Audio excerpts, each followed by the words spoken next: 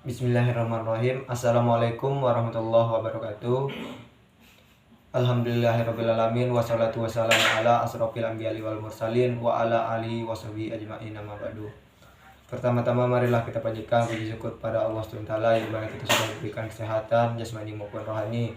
Dan tidak lupa salawat serta salam kita hanturkan kepada Nabi besar kita, Nabi Muhammad SAW. Semoga kelak kita mendapatkan syafaatnya di yaumil akhir. Amin ya rabbal alamin. Yang saya hormati Bapak Ervin Yoki Pradita MH selaku dosen pengampu filsafat hukum Islam. Saya di sini sedikit akan menjelaskan tentang objek dan kegunaan filsafat hukum Islam. Hukum Islam mengacu pada pandangan hukum yang bersifat deologis. Artinya hukum Islam itu diciptakan karena mempunyai tujuan.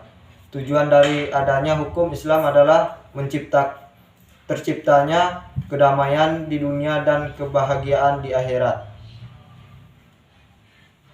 Jadi hukum Islam itu bukan bertujuan meraih kebahagiaan yang fana dan pendek di dunia semata, tetapi juga mengarahkan kebahagiaan yang kekal di akhirat kelak.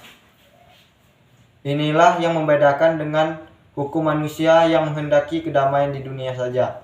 Tujuan hukum Islam tersebut merupakan manifestasi dari sifat Rahman dan Rohim.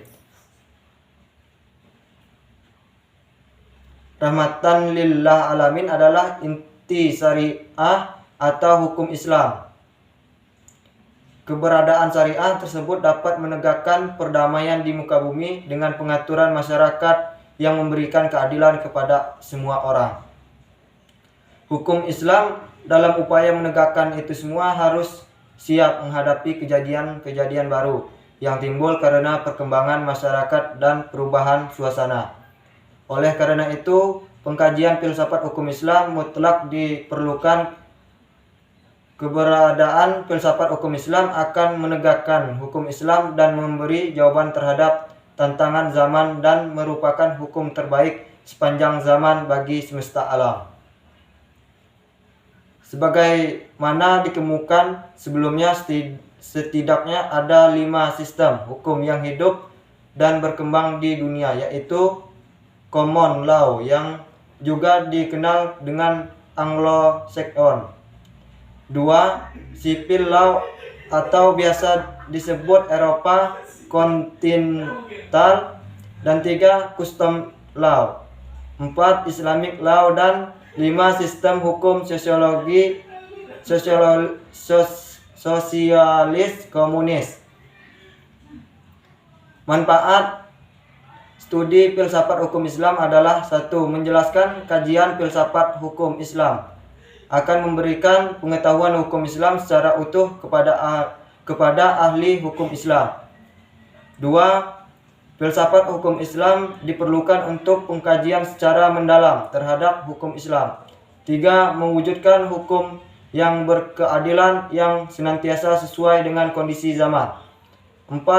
Pengkajian filsafat hukum Islam memungkinkan pemahaman Islam secara menyeluruh dengan ilmu-ilmu agama lainnya.